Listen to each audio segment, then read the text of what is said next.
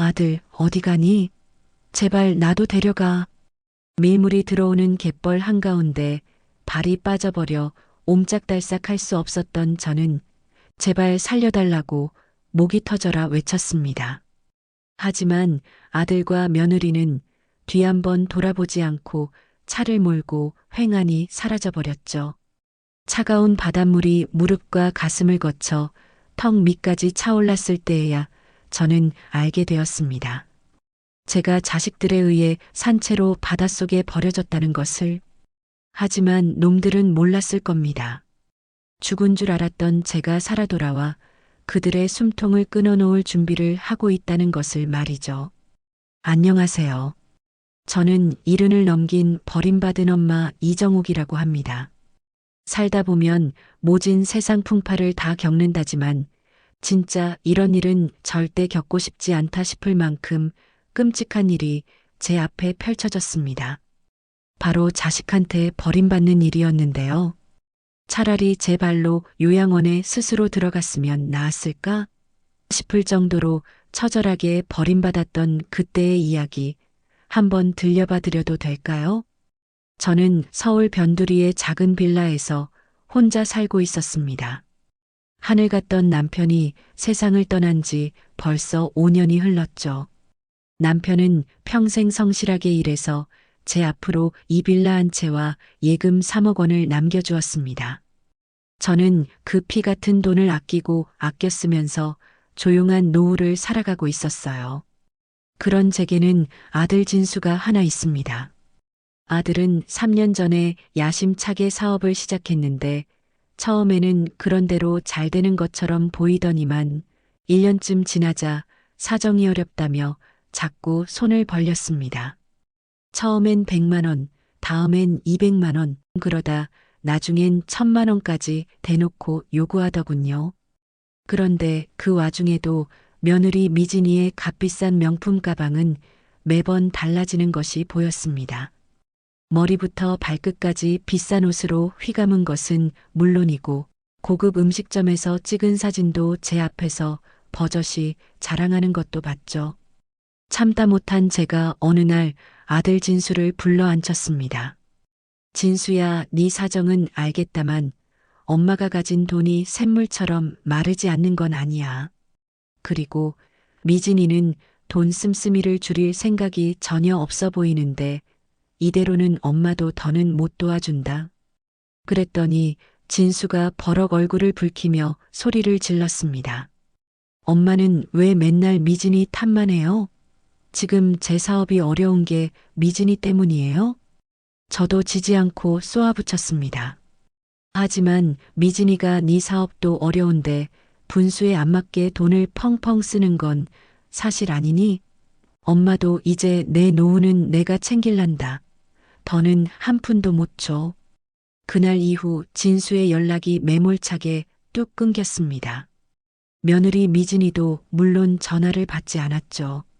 자식이 야속하고 외로운 마음이 들었지만 그래도 제 재산을 지켜야 한다는 생각에는 변함이 없었습니다. 그렇게 석 달쯤 지났을까요? 어느 날 오후 느닷없이 초인종이 울렸습니다. 문을 열자 진수가 초췌한 얼굴로 서 있었습니다. 그런데 평소와 달리 눈이 퉁퉁 부어 있더군요. 엄마. 진수가 제 바짓가랑이라도 붙잡을 듯이 그 자리에 털썩 무릎을 꿇고 앉았습니다. 뒤에 멀뚱히 서 있던 미진이도 그제야 마지못해 따라 무릎을 꿇었어요. 엄마, 제가 정말 죽일 놈이에요. 엄마한테 어떻게 그런 막말을. 엄마 잘못했어요. 진수가 바닥에 이마를 박고 엉엉 울기 시작했고 미진이도 훌쩍이며 고개를 숙이고 말했습니다. 어머니, 제가 정말 철이 없었어요. 생각 없이 돈 막 쓰고 다니고 속상하게 해드려서 정말 죄송합니다. 앞으로는 저희가 정말 잘할게요. 네. 제발 용서해 주세요. 어머님. 저는 순간 가슴이 쿵 내려앉았습니다. 모진 말을 하고 돌아섰던 아들이 저렇게 뉘우치니 마음이 약해졌거든요. 하지만 마음 한편으로는 서늘한 의심이 가시지 않았습니다. 석 달 동안 코빼기도 안 비치던 것들이 갑자기 왜 이러는 걸까?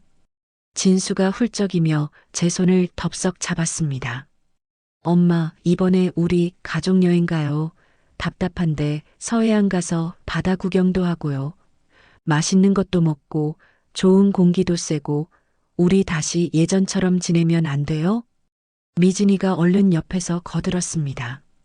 어머님, 저희가 정말 효도하고 싶어요.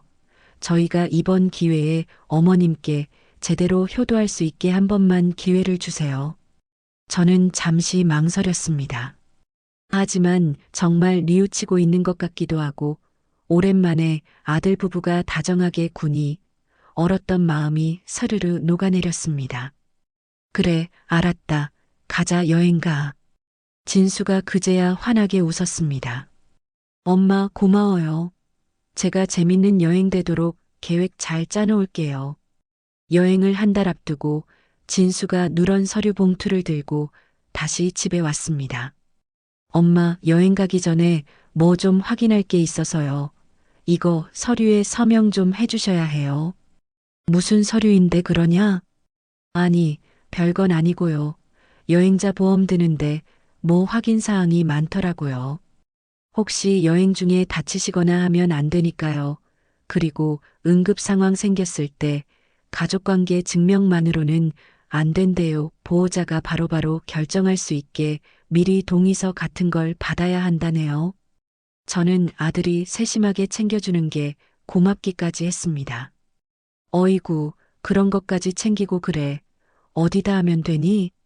진수가 서류를 책상에 탁 펼쳐놓고 손가락으로 가리켰습니다. 여기요. 엄마 여기 이름 쓰시고요. 아, 맞다. 여기는 인감도장 찍어주셔야 효력이 있대요. 저는 그게 무슨 서류인지 자세히 들여다볼 생각도 못하고 아들이 가리키는 서너 장의 서류에 꼬박꼬박 서명하고 인감을 찍어 주었습니다. 진수가 서류를 챙겨 넣으며 다시 한번 환하게 웃었습니다. 엄마, 정말 감사해요. 제가 진짜 멋진 여행 만들게요. 드디어 여행 당일이 왔습니다. 진수 부부가 아침 일찍 빌라 앞에 차를 대고 깍듯하게 저를 기다리고 있었어요. 진수가 차 문을 활짝 열어주더군요. 엄마, 조심해서 타세요.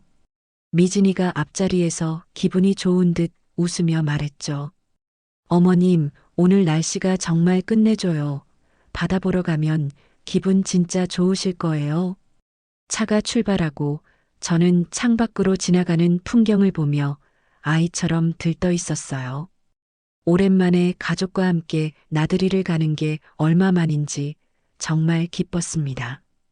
1시간쯤 달렸을까요?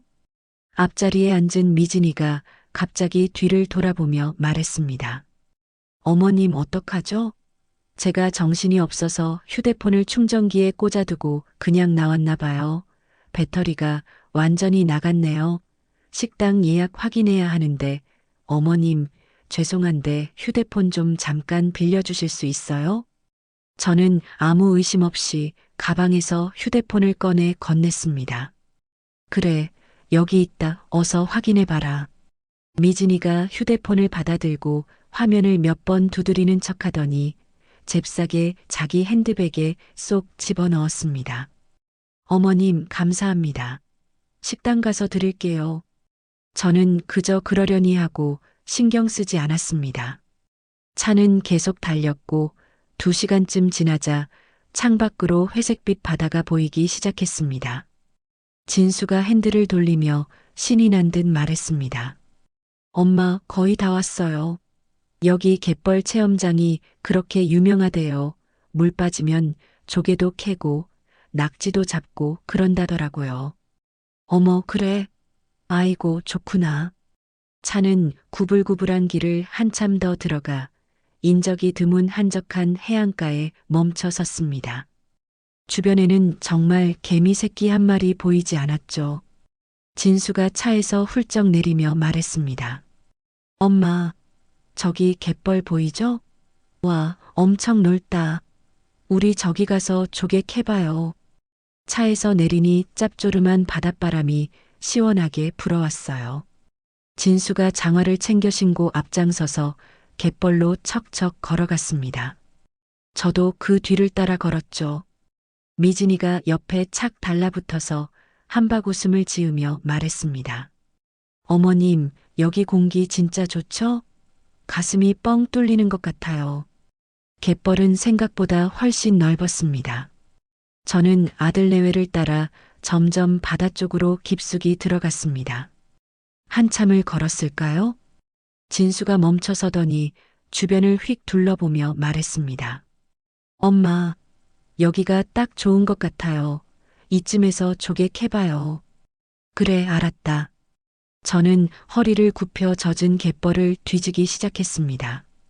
조개 껍데기가 몇 개 손에 잡혔어요. 진수와 미진이도 옆에서 쭈그리고 앉아 갯벌을 뒤지는 신용을 했습니다. 30분쯤 지났을까요? 발목이 싸늘해져서 고개를 들어보니 어느새 바닷물이 발목까지 차올라 있었습니다. 저는 깜짝 놀라 주변을 둘러봤습니다. 그런데 진수와 미진이가 저만치 멀리 떨어져서 무틀 향해 걸어가고 있었습니다. 진수야, 미진아, 물이 들어오는 것 같은데 어서 나가야겠다. 진수가 제 목소리를 들었는지 멈춰서서 손을 크게 흔들며 외쳤습니다. 엄마, 큰일 났네. 우리가 얼른 차 가지고 올 테니까 조금만 기다려요. 미진이도 따라 손을 흔들더니 두 사람은 육지 쪽으로 뛰기 시작했습니다. 저는 서둘러 그쪽으로 걸음을 옮기려 했습니다.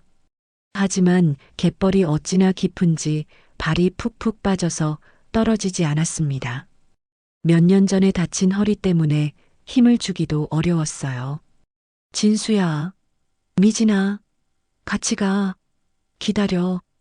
제가 애타게 소리쳤지만 차를 갖고 온다던 아들은 그 차를 타고 그대로 횡하니 사라져버렸습니다. 그 순간 바닷물이 무섭게 무릎까지 차올랐습니다. 저는 그제야 정신이 번쩍 들었습니다. 이거 설마? 물은 멈추지 않고 계속 차올랐습니다. 어느새 허리까지 물이 찼어요.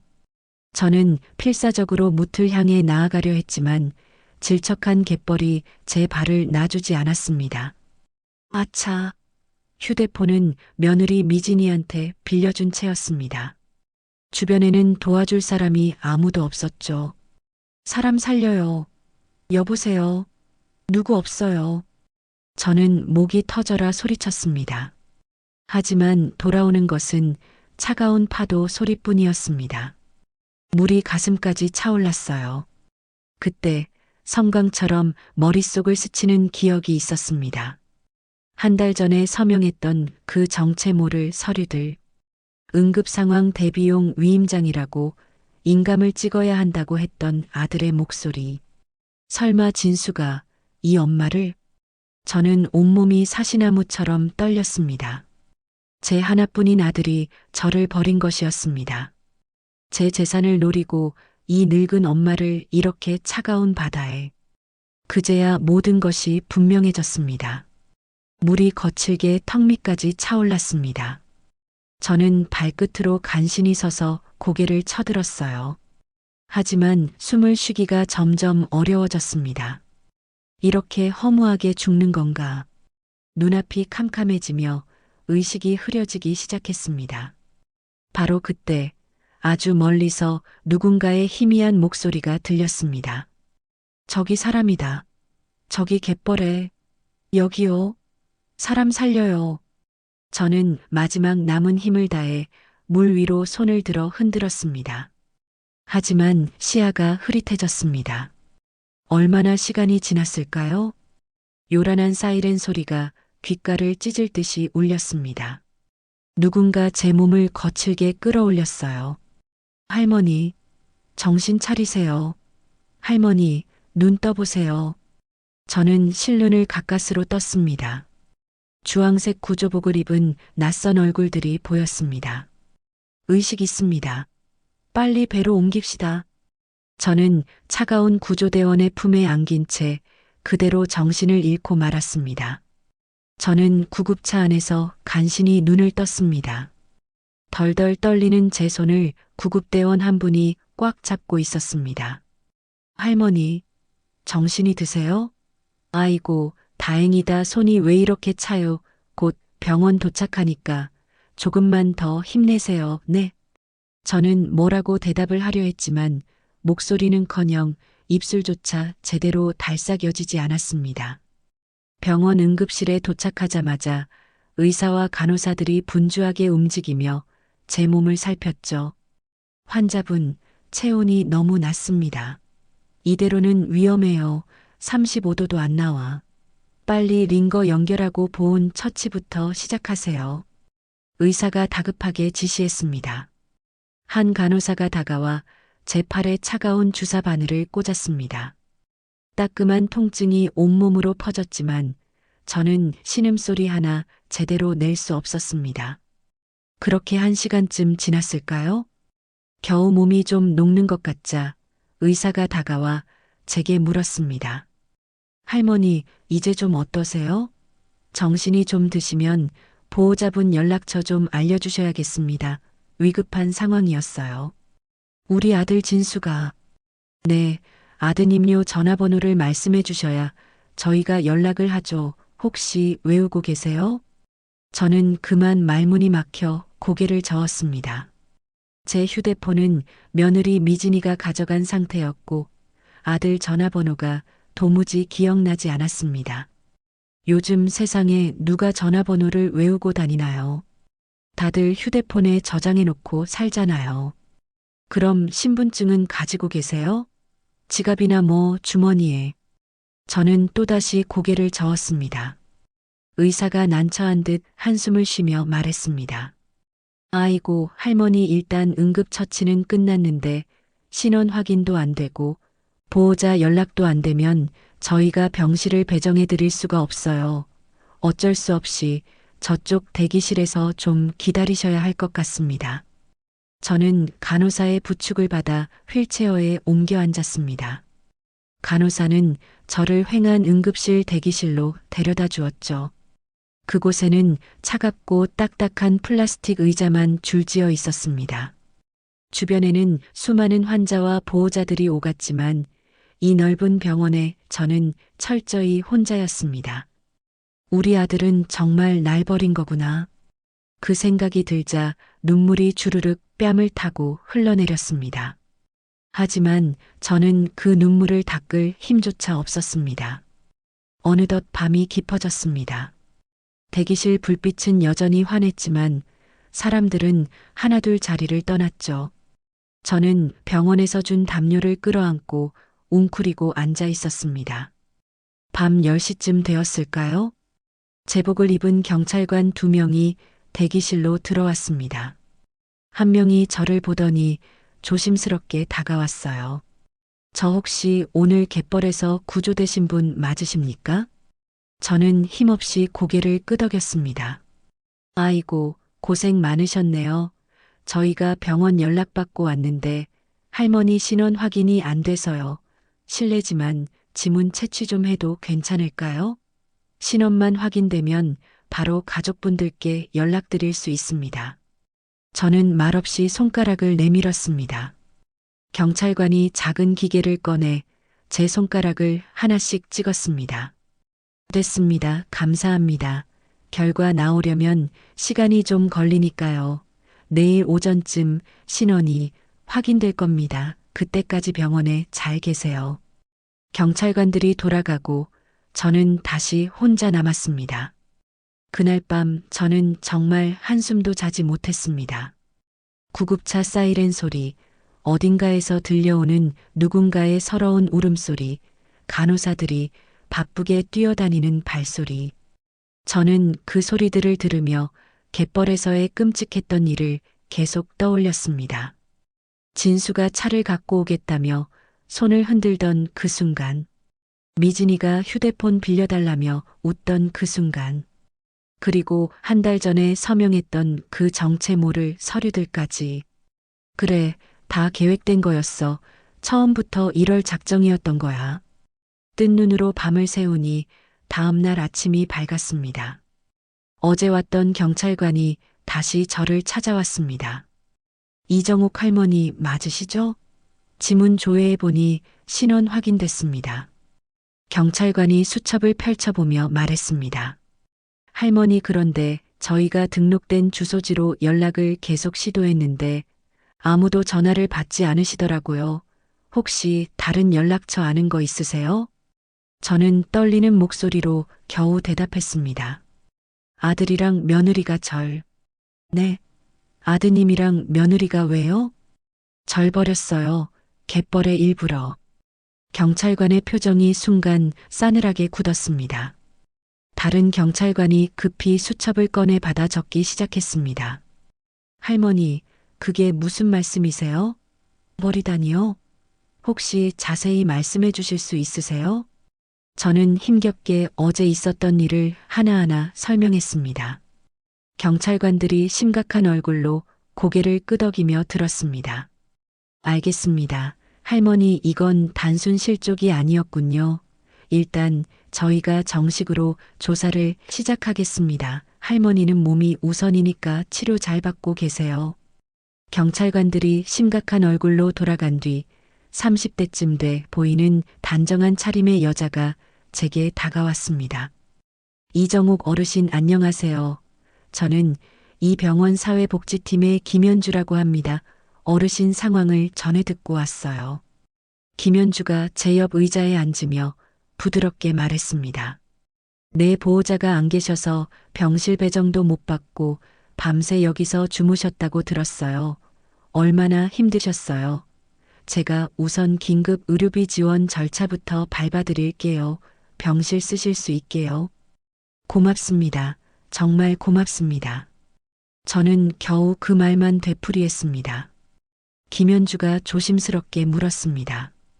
어르신, 혹시 갯벌에서 무슨 일이 있으셨던 거예요? 아까 경찰분들하고 말씀하시는 걸 우연히 들었는데. 저는 참았던 눈물을 터뜨리며 대답했습니다. 아들과 며느리가 날 버렸어요. 물 들어오는 갯벌에다 버리고 도망갔어요. 나 죽으라고. 김연주가 깜짝 놀라 눈을 크게 떴습니다. 네, 어떻게 그런. 저는 떨리는 목소리로 처음부터 끝까지 다시 이야기했습니다. 진수가 갑자기 찾아와 싹싹 빌며 용서를 빌었던 것. 가족여행을 가자고 저를 구슬렸던 것. 정체 모를 서류에 인감을 찍게 했던 것. 그리고 갯벌에 저를 혼자 남겨두고 사라졌던 것까지 전부 다요. 이야기를 다 들은 김연주의 얼굴이 하얗게 질렸습니다. 어르신, 이건 명백한 범죄예요. 제가 경찰에 정식으로 사건 조사를 강력하게 요청하겠습니다. 우선 병실부터 빨리 배정받으실 수 있게 제가 빨리 처리하고 올게요. 어딘가로 통화를 하던 김연주가 다급한 걸음으로 다시 왔습니다. 할머니, 병실 배정됐어요.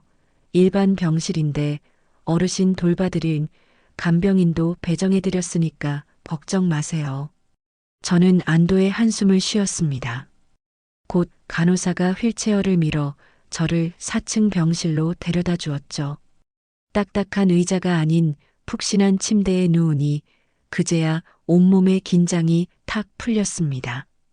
제가 얼마나 깊이 잠들었던 걸까요? 누군가 제 이름을 부르는 소리에 번쩍 눈을 떴습니다. 이정옥 할머니시죠? 50대쯤 돼 보이는 한 여자가 저를 내려다보고 있었습니다. 단정한 단발머리에 사람 속을 꿰뚫어 보는 듯한 날카로운 눈빛을 가진 사람이었습니다. 네, 제가 이정옥인데 누구신지? 안녕하세요. 오늘부터 할머니 간병을 맡게 된 최정순이라고 합니다. 편하게 정순 씨라고 부르세요. 최정순이라는 간병인은 익숙하게 의자를 침대 옆으로 당겨 앉았습니다. 정순이가 저를 지그시 바라보며 조심스럽게 물었습니다. 할머니 갯벌 만조 때 극적으로 구조되셨다고요. 맞으시죠? 저는 고개를 끄덕였습니다. 그런데 어제부터 보호자가 한 분도 안 오셨다고 하더라고요. 병원비 수납도 사회복지사님이 하시고요. 혹시 무슨 복잡한 일이 있으셨던 거예요? 아들과 며느리가 날 버렸어요. 정순이의 눈썹이 살짝 찌푸려졌습니다. 버리다니요? 할머니, 그게 무슨 뜻이에요? 저는 이미 경찰과 사회복지사에게 했던 그 끔찍한 이야기를 또다시 털어놓았습니다.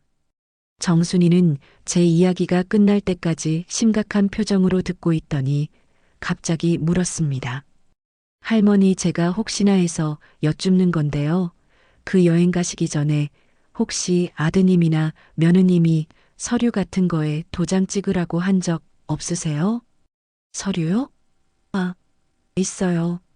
여행자 보험 들어야 한다고, 또 병원에서 무슨 응급 상황 생기면 자기가 대신 결정해야 한다고 위임장 같은 거라고 했어요. 위임장이요? 혹시 그게 정확히 무슨 내용인지는 보셨어요? 아니요.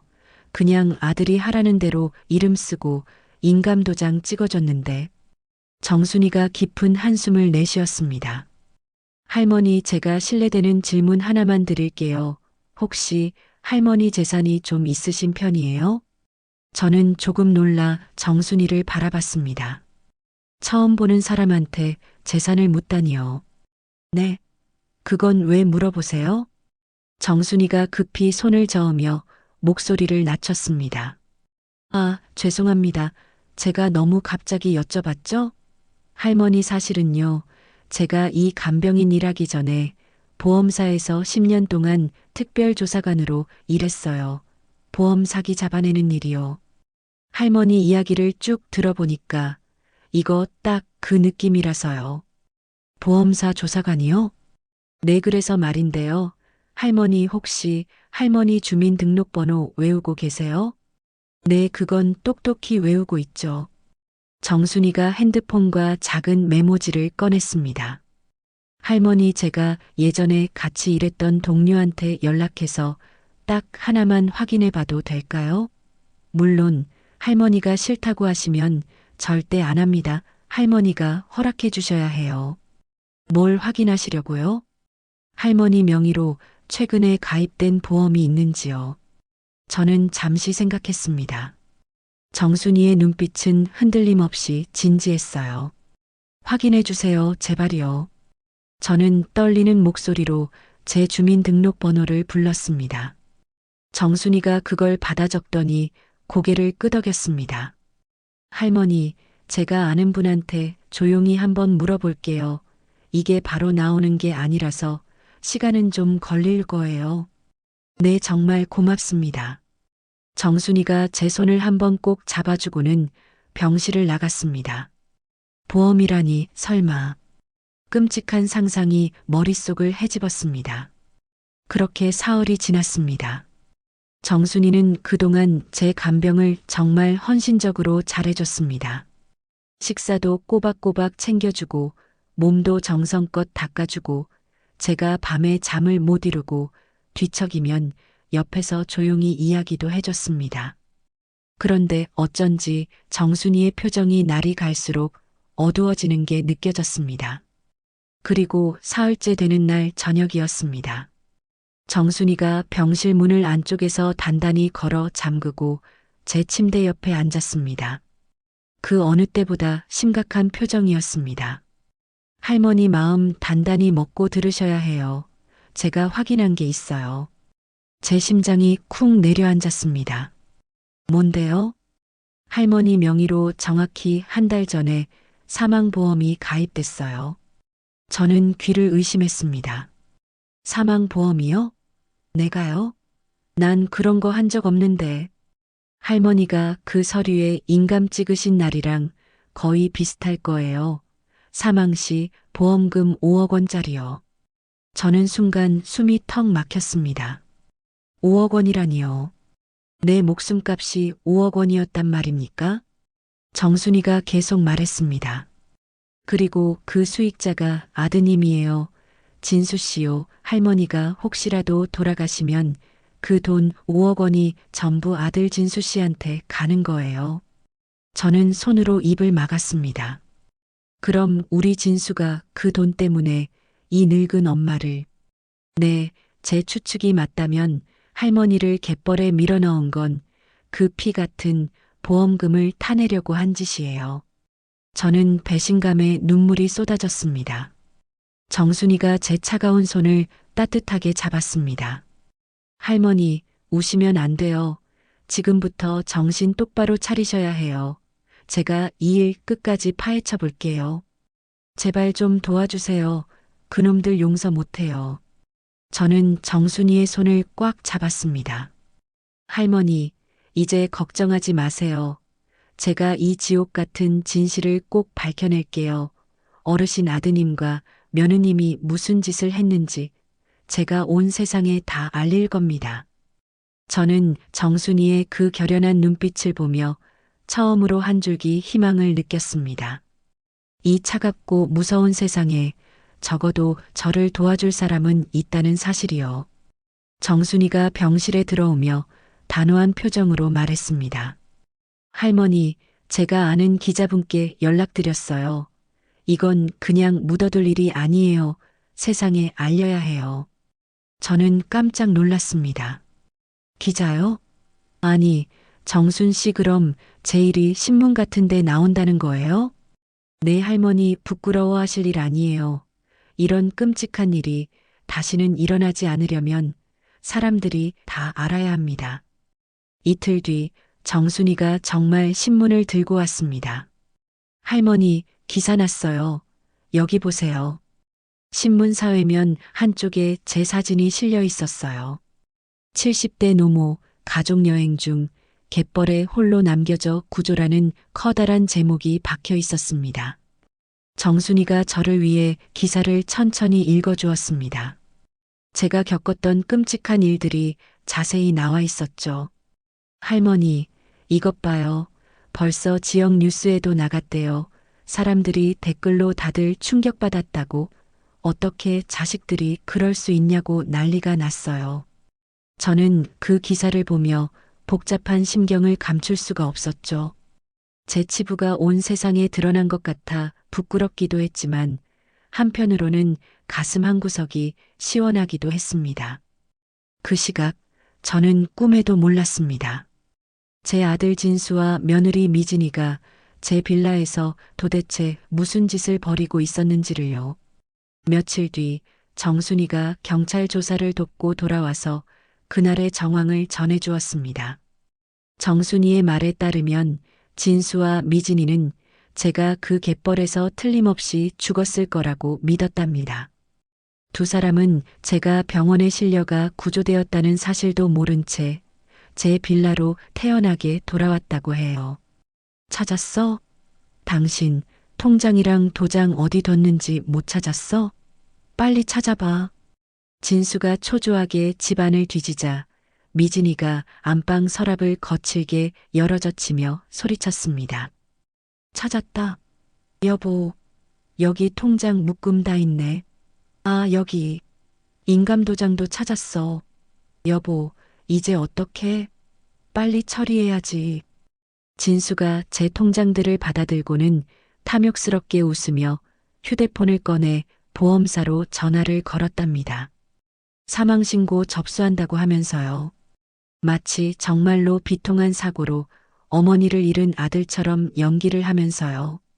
그렇게 전화를 끊고 두 사람이 한숨 돌리던 그날 저녁이었대요. 진수의 휴대폰이 요란하게 울렸답니다.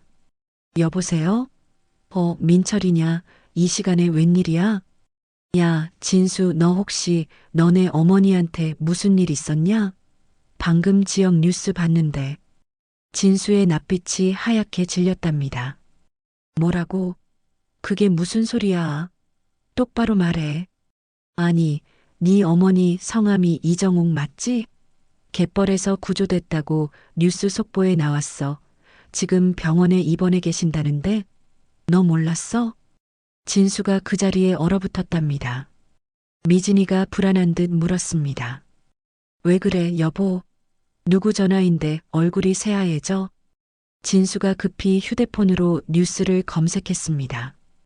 갯벌서 70대 노모 극적 구조 제 얼굴 사진이 화면에 떡하니 떴습니다. 미진이가 그걸 보더니 그대로 주저앉아 비명을 질렀답니다. 어떻게, 어떻게, 살아계셔. 어머님이 살아계셨어. 말도 안 돼. 창백해진 진수가 부들부들 떨며 말했대요. 당장 병원 가져가서 그냥 단순 사고였다고, 우리가 잠깐 차 빼러 간 사이에 그렇게 된 거라고 해명하자. 빨리. 미쳤어? 당신 제정신이야? 지금 뉴스까지 다 났는데 그 말을 누가 믿어줘? 우리가 보험금 타내려고 한 거 경찰이 금방 알게 될 거라고. 미진이가 절망한 듯 머리를 쥐어뜯었답니다. 진수가 그제야 정신이 들었는지 이를 악물었대요. 그럼 흔적부터 지워 당장. 빨리. 두 사람은 제 집에서 훔쳐온 서류들을 모두 끌어모았다고 합니다. 제가 인감을 찍어줬던 위임장 사본, 통장 사본, 그리고 그 망할 놈의 보험 서류들까지요. 진수가 그 서류들을 전부 욕조에 쑤셔넣고 라이터로 불을 붙였대요. 서류들이 시커멓게 타들어가는 걸 보며 진수가 미친 사람처럼 중얼거렸답니다. 그래, 이러면 돼. 증거만 없으면 우린 괜찮아. 다음 날 진수는 저를 갯벌로 실어 날랐던 그 차를 곧장 중고차 시장으로 몰고 갔대요.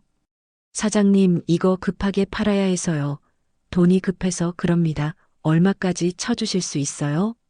중고차 상인이 차를 대충 훑어보며 말했답니다. 차 상태가 영 그런데 400만 원 그 이상은 어렵겠는데. 좋아요. 400이라도 좋아요. 바로 팔게요. 현금으로 주세요. 진수는 그 헐값을 받아들고는 증거가 될 차를 넘겨버렸답니다. 정순이가 이 모든 이야기를 제게 들려주며 제 손을 꽉 잡았습니다.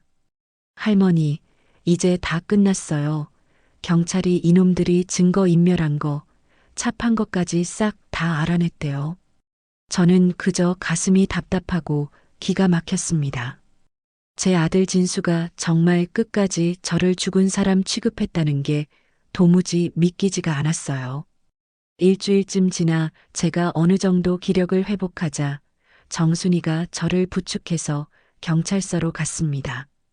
박종훈이라는 형사님이 저희를 맞아주셨죠. 이정옥 할머니 맞으시죠?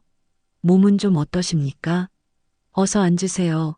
제가 이 사건 담당하고 있는 박종훈 형사입니다. 박종훈 형사가 두꺼운 서류 뭉치를 펼쳐놓으며 말했습니다. 갯벌 체험장 쪽 CCTV는 하필 고장이 나서 못 봤습니다. 그런데 저희가 인근 편의점 CCTV를 샅샅이 뒤졌어요. 박종훈 형사가 노트북을 돌려 화면을 보여주었습니다. 화면에는 진수와 미진이가 갯벌에서 급하게 뛰어나와 차를 타고 떠나는 모습이 똑똑히 찍혀 있었어요. 시간 보이시죠? 어르신 정확히 만조 30분 전입니다. 갯벌 지형을 아는 사람이라면 이 시간에 사람이 저 안에 있으면 무슨 일이 벌어질지 모를 수가 없어요. 이건 명백한 살인 미수입니다. 저는 차마 그 화면을 끝까지 보지 못하고 눈물이 났습니다. 박종훈 형사가 계속 설명했습니다.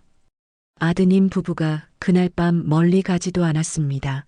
바로 인근 모텔에서 묵었어요. 모텔 주인 증언에 따르면 두 사람이 방 안에서 밤새 휴대폰만 들여다보고 안절부절 못했답니다.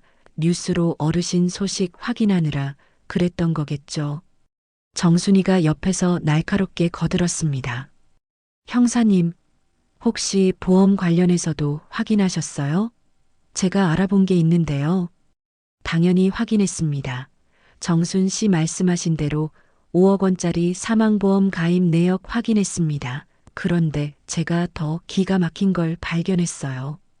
박종훈 형사가 다른 서류 한 장을 꺼냈습니다. 이게 뭡니까?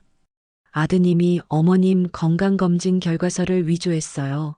실제로는 아주 건강하신데 서류상으로는 심각한 심장병을 앓고 있는 것처럼 꾸몄습니다. 사고사로 위장하기 쉽게 하려고요.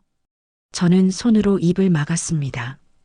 세상에 어떻게 그렇게까지. 저희가 당장 출석 통지서를 보냈는데 예상대로 두 사람이 잠적했습니다. 집에도 안 들어와요. 하지만 시간 문제입니다. 쥐새끼처럼 숨어봤자 금방 찾을 겁니다. 박종훈 형사가 수첩을 펼쳤습니다. 제가 아드님 직장 동료들하고 통화를 해봤는데 최근에 돈이 급했는지 여기저기 거액을 빌리려고 손을 벌리고 다녔답니다. 당연히 다 거절당했고요. 그랬구나. 그래서 나한테. 며느님 쪽은 더 심각합니다. 온라인 도박에 거액을 탕진했대요. 대학 동창한테 확인했습니다. 빚이 눈덩이처럼 불어나서 여기저기 독촉에 시달리고 있다는 소문이 파다하더라고요. 저는 그제야 모든 조각이 맞춰지는 것 같았습니다. 진수가 그토록 돈이 필요했던 이유를요. 정순이가 제 떨리는 손을 잡아주었습니다. 할머니, 괜찮으세요?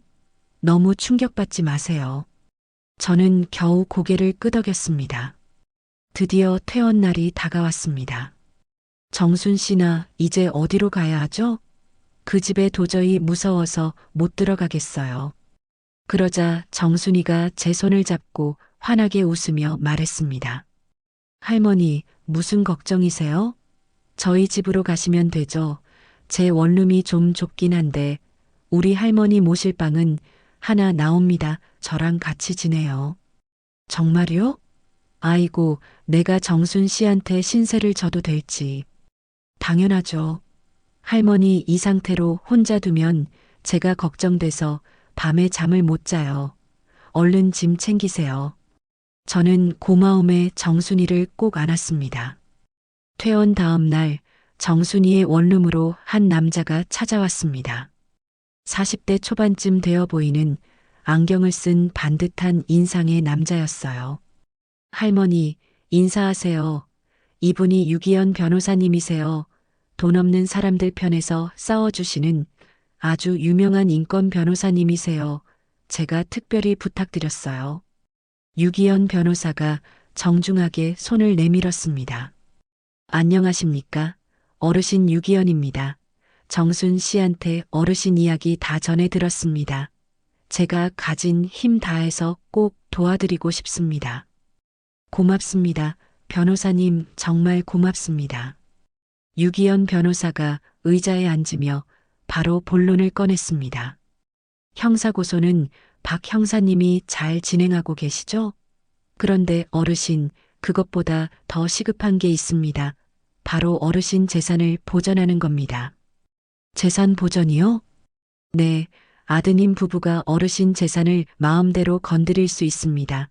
당장 가압류 신청부터 들어가야 합니다. 유기현 변호사가 노트북을 꺼내 빠르게 무언가를 입력하기 시작했습니다. 어르신 혹시 어르신 명의로 된 빌라 주소하고 주거래 은행 예금 계좌번호 기억나십니까? 저는 떨리는 목소리로 제 재산 정보를 알려주었습니다. 유기현 변호사가 공인인증서로 빠르게 조회를 하더니 갑자기 얼굴이 싸늘하게 굳었습니다. 아드님이 어르신 빌라를 담보로 은행에서 2억 원 대출을 신청했습니다. 그것도 갯벌 사건 바로 이틀 뒤에요. 저는 숨이 턱 막혔습니다. 그리고 주거래 예금 계좌에서 3천만 원이 이미 인출됐습니다. 옆에 있던 정순이가 벌떡 일어나 소리쳤습니다. 뭐라고요? 그게 어떻게 가능해요? 어머님이 병원에 계셨는데. 유기현 변호사가 급박하게 설명했습니다. 그때 받아간 위임장, 그걸 위조해서 은행에 제출한 겁니다. 어르신이 돌아가셨거나 의식불명인 줄 알고 상속 절차 밟기 전에 돈부터 빨리 빼돌린 거죠. 저는 머리가 하얗게 비는 것 같아 어지러웠습니다. 다행히 대출은 어르신 뉴스가 나오면서 은행에서 이상하게 여겨서 일단 보류시킨 모양입니다. 하지만 예금 3천만 원은 이미 나갔어요. 이 계좌 당장 막아야 합니다. 지금도 돈 빼가려고 시도하고 있을지 몰라요. 제발 막아주세요. 변호사님 제발요. 할머니, 걱정 마십시오. 제가 지금 당장 법원으로 가서 가압류 신청하고 오겠습니다. 긴급 사안이라 법원에서도 빨리 처리해 줄 겁니다. 그렇게 피 말리는 일주일이 지났습니다. 유기현 변호사가 모처럼 기쁜 표정으로 저희 집을 찾아왔습니다. 할머니, 됐습니다. 가압류 결정 났어요. 아파트하고 남은 계좌 전부 다 꽁꽁 막혔습니다. 이제 그놈들 할머니 재산에 손톱 하나 못 댑니다. 저는 그제야 안도의 한숨을 쉬었습니다. 고맙습니다. 변호사님 정말 고맙습니다. 그날 밤 정순이가 저녁상을 차리며 저한테 말했습니다. 할머니 방금 박 형사님한테 연락 왔는데요. 그놈들 통장이랑 아파트 다 막힌 거 알고는 그야말로 발광을 했대요. 그래요? 이웃들이 증언했대요. 며느리가 남편 진수한테 악을 쓰면서 소리 지르더랍니다. 저는 창밖의 어둠을 바라봤습니다. 서로를 붙잡고 악을 쓰는 진수와 미진이의 얼굴이 떠올랐습니다. 그래, 이제 정말로 끝이구나. 어느 날 저녁 정순이가 조심스럽게 제게 말했습니다. 할머니, 혹시 내일 저랑 복지관 한번 가보실래요? 할머니께 꼭 소개해드리고 싶은 모임이 있어서요. 무슨 모임인데요? 이름이 실버 커뮤니티라고 하는데요. 할머니처럼 아픈 일을 겪으신 어르신들이 모여서 이야기도 나누고 힘이 되어주는 곳이에요. 저는 망설였습니다. 사람들을 만나는 것이 덜컥 겁이 났습니다. 내 이야기가 신문, 방송에 다 나갔잖아요. 사람들이 나를 손가락질할까봐. 정순이가 제 손을 따뜻하게 잡았습니다. 할머니, 절대 그렇지 않아요. 거기 계신 분들도 다 힘든 일을 겪으신 분들이에요. 누구보다 할머니 마음을 잘 이해해 주실 거예요. 다음 날 저는 정순이의 손에 이끌려 마지못해 복지관으로 향했습니다. 강당 문을 열자 10명쯤 되는 어르신들이 동그랗게 앉아 저희를 기다리고 있었습니다. 그중 60대쯤 되어 보이는 단정한 여자분이 일어나 환하게 웃으며 저를 맞아주었습니다. 아이고, 어서 오세요. 이정옥 씨 맞으시죠? 기다리고 있었어요. 저는 이 모임을 이끌고 있는 강미숙이라고 해요. 은퇴한 교사랍니다. 안녕하세요. 정옥 씨, 이야기 듣고 저희도 얼마나 마음이 아팠는지 몰라요. 정말 힘드셨죠? 저는 말없이 고개를 끄덕였습니다. 강미숙 씨는 저를 다른 어르신들께 소개해 주었습니다. 놀랍게도 모두 자녀나 가족에게 씻을 수 없는 상처와 배신을 당한 경험이 있는 분들이었습니다. 한 할머니가 제 옆으로 다가와 씁쓸하게 웃으며 말했습니다. 나는 하나밖에 없는 딸년한테 집을 빼앗겼어요. 내 도장을 몰래 훔쳐가서 집을 홀랑 팔아 치워버렸지 뭐야. 지금은 월세방 전전하고 있어요. 다른 할아버지가 한숨을 쉬며 거들었습니다. 나는 그래도 집은 있소. 대신 아들놈이 내 통장을 싹 털어갔지. 평생 모은 2천만 원을 주식으로 다 날려먹었지 뭐야. 강미숙 씨가 조용히 말했습니다. 저도 마찬가지예요. 막내 아들이 사업 자금이 급하다고 해서 5천만 원을 해줬는데 알고 보니 전부 도박빚 갚는 데 썼더라고요.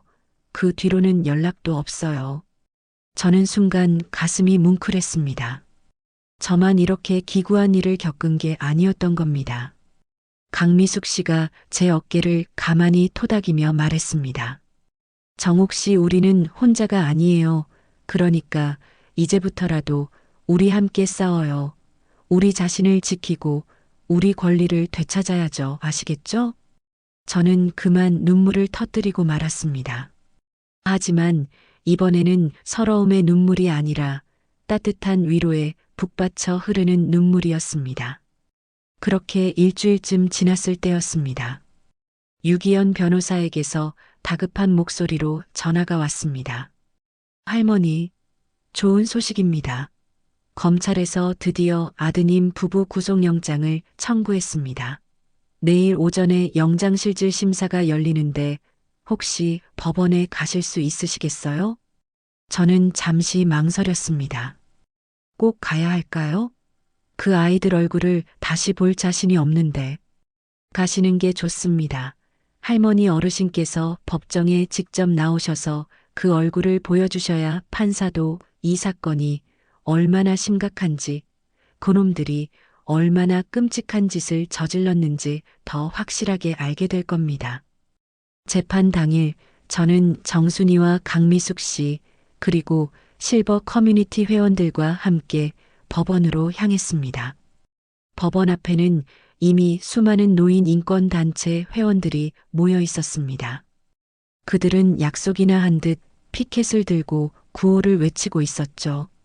폐륜 범죄, 엄벌하라, 엄벌하라, 노인 인권, 보장하라, 보장하라. 강미숙 씨가 제 손을 꽉 잡았습니다. 정옥 씨, 저것 봐요. 우리가 함께 있어요. 절대 혼자가 아니에요. 힘내요. 법정은 방청객들로 발 디딜 틈 없이 가득 찼습니다. 재판장이 들어왔습니다. 피고인 입정. 진수와 미진이가 법정으로 들어왔습니다. 두 사람 모두 수십 년은 늙어버린 듯 수척하고 초췌해 보였습니다. 검사가 자리에서 일어나 공소장을 읽기 시작했습니다. 피고인 정진수와 김미진은 공모하여 피해자이자 어머니인 이정옥을 갯벌에 유기하여 익사시키려 했고 사망 시 지급되는 5억 원의 보험금을 편취하려 했습니다. 이는 인간의 도리를 저버린 반사회적이고 죄질이 매우 불량한 범죄입니다. 진수의 변호사가 일어나 무언가 말하려 했습니다. 존경하는 재판장님, 피고인은 결코 피해자를 죽이려는 의도가 없었습니다. 단지 재판장이 손을 들어 말을 막았습니다. 검사 측 증인 신청 있습니까? 검사가 저를 돌아보며 대답했습니다. 네, 피해자 이정옥 씨를 증인으로 신청합니다. 증인, 증인석으로 나오십시오. 저는 떨리는 다리로 자리에서 일어났습니다. 증인석에 앉자 검사가 제게 다가왔습니다. 증인 그날 갯벌에서 무슨 일이 있었는지 있는 그대로 자세히 말씀해 주십시오. 저는 눈을 질끈 감고 그날의 끔찍했던 순간을 떠올렸습니다. 아들 진수와 며느리 미진이가 저를 갯벌 아주 깊숙한 곳까지 데려갔습니다. 조개를 캐느라 정신이 없었는데 어느새 물이 차가운 바닷물이 발목까지 차올랐어요. 그때 피고인들은 어디에 있었습니까? 저만치 멀리 떨어져 있었습니다. 진수가 물이 들어오고 있으니 빨리 차를 갖고 오겠다고 했습니다. 그리고 두 사람은 돌아오지 않고 그대로 떠나버렸습니다. 저는 그만 눈물을 터뜨리고 말았습니다. 제가 살려달라고 목이 터져라 불렀는데 돌아오지 않았어요. 법정 전체가 물을 끼얹은 듯 조용해졌습니다. 진수는 피고인석에서 고개를 무릎까지 떨구고 있었습니다. 미진이는 그저 입술을 세게 깨물고 있었죠. 재판장이 진수를 싸늘하게 바라보며 물었습니다. 피고인, 증인의 말에 대해 할 말 있습니까? 진수가 잿빛이 된 얼굴로 떨리는 목소리로 말했습니다. 엄마, 죽을 죄를 지었어요. 죄송해요, 엄마. 저는 더 이상 그 목소리를 듣고 싶지 않아 두 눈을 감아버렸습니다. 마침내 길고 길었던 최종 선고 공판 날이 왔습니다. 법정은 그 어느 때보다 많은 사람들로 가득 차 있었습니다. 곧이어 진수와 미진이가 수의를 입은 채 마지막으로 입장했습니다. 재판장이 두꺼운 서류를 펼치고 판결문을 읽기 시작했습니다. 피고인 정진수에게 징역 7년을 선고한다. 순간 법정이 술렁였습니다. 진수는 그 자리에 무너지듯 고개를 떨궜습니다. 피고인 김미진에게 징역 5년을 선고한다. 미진이가 그제야 참았던 울음을 터뜨리며 손으로 얼굴을 가렸습니다. 재판장이 계속해서 판결 이유를 읽어 내려갔습니다. 피고인들은 경제적 이익을 위해 생명을 낳아준 친모의 생명을 심각하게 위협했으며 세상 그 무엇과도 바꿀 수 없는 가족 간의 신뢰를 저버렸습니다. 그 죄질이 매우 무겁고 반인륜적이므로 이에 중형을 선고하는 바입니다. 쾅! 재판장이 내리치는 망치 소리가 제 가슴을 무겁게 쳤습니다. 저는 가슴이 답답하고 숨이 막혔습니다. 하지만 한편으로는 당연한 벌이라고 생각했습니다. 재판이 끝나고 유기현 변호사가 제게 다가왔습니다. 할머니, 가압류되었던 할머니 빌라하고 예금 계좌도 이제 완전히 할머니께 돌아왔습니다. 저는 그제야 안도했습니다. 피 같은 제 재산을 온전히 되찾은 겁니다. 하지만 마냥 기쁘지만은 않았습니다. 재산은 돌아왔지만 저는 하나뿐인 아들을 잃었으니까요. 무거운 마음으로 법원을 나서는데 강미숙 씨가 제 팔짱을 꼈습니다. 정옥 씨, 오늘 저녁에 시간 괜찮으시죠? 저희 실버 커뮤니티 사무실로 꼭 오세요. 정옥 씨를 위해 작은 모임을 준비했어요. 모임이요? 저를 위해서요? 그럼요. 우리 정옥 씨 그동안 고생 많았는데 승소 축하 파티라도 해야죠. 꼭 오셔야 해요. 저녁이 되어 찾아간 실버 커뮤니티 사무실에는 회원분들이 모두 모여 저를 기다리고 있었습니다. 테이블 위에는 맛있는 음식과 커다란 케이크까지 준비되어 있었죠. 강미숙 씨가 손뼉을 쳤습니다. 자, 여러분. 오늘 승리하신 우리 이정옥 씨를 위해 다 같이 힘찬 박수 한번 쳐요. 회원들이 모두 저를 향해 따뜻한 박수를 쳐주었습니다. 저는 얼굴이 빨개져 부끄러웠지만 가슴 한구석이 따뜻해지는 것을 느꼈습니다. 케이크를 자르고 함께 차를 마시며 이야기를 나누었습니다. 한참 분위기가 무르익었을 때 강미숙 씨가 자리에서 일어나 말했습니다. 여러분, 오늘 우리 정옥 씨가 오랜 싸움 끝에 드디어 승소했습니다. 하지만 이게 끝이 아닙니다. 지금 이 순간에도 우리 정옥 씨처럼 고통받는 분들이 아직도 너무나 많습니다. 회원들이 모두 숙연한 얼굴로 고개를 끄덕였습니다. 그래서 제가 오늘 여러분께 제안하고 싶습니다. 이제부터 우리가 직접 우리 노인들의 인권을 지키는 활동을 시작하는 겁니다. 정식으로 단체를 만들어서 우리처럼 억울한 피해를 입은 노인들을 돕는 일을 하자고요. 그러자 한 할아버지가 번쩍 손을 들었습니다. 아이고, 그거 아주 좋은 생각입니다. 나도 돕겠소. 내가 가진 힘이나마 보태고 싶구려. 다른 회원들도 여기저기서 동의했습니다. 저도 고개를 끄덕였습니다. 저도 꼭 하고 싶습니다. 제가 겪었던 이런 끔찍한 일이 다른 분들께는 다시는 일어나지 않았으면 좋겠습니다. 강미숙 씨가 환하게 웃었습니다. 좋아요. 그럼 당장 내일부터 준비를 시작합시다. 일주일 후 저는 아주 큰 결심을 했습니다. 정순이에게 조심스럽게 말했죠. 정순 씨 혹시 괜찮다면 우리 아이의 집을 구해서 같이 사는 건 어때요? 정순이가 깜짝 놀라 눈을 동그랗게 떴습니다. 네, 정말요, 할머니? 저는 당연히 할머니께서 원래 사시던 빌라로 돌아가실 줄 알았는데요. 아니에요. 그 빌라에는 너무 아프고 끔찍한 기억이 많아요.